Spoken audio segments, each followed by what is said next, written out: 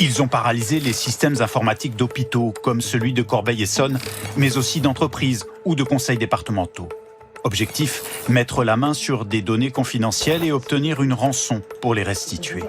Un système mondial qui vient d'être mis à mal par une opération de police baptisée Chronos. Lockbit a été verrouillé. Lockbit, un logiciel malveillant dont 34 serveurs viennent d'être neutralisés.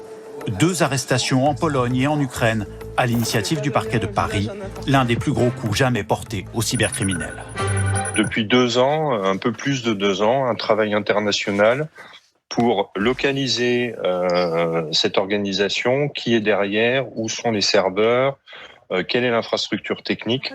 Depuis son apparition en 2019, Lockbit est responsable de 2500 attaques informatiques dans le monde, dont 200 victimes recensées en France par la justice. Lockbit a été conçu par des cybercriminels russophones que les pirates utilisent depuis 4 ans pour voler ou bloquer les données d'institutions ou d'entreprises. À chaque attaque réussie et rançon obtenue, ils reversent 20% aux concepteurs du système, une vraie économie parallèle. Mais l'opération de police de ces derniers jours ne signe pas la fin de ce type de logiciel malveillant, selon ce spécialiste.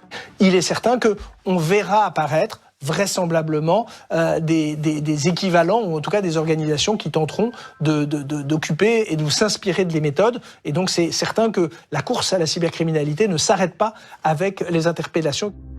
En 2023, les montants versés par les victimes de ces logiciels auraient dépassé le $1 milliard.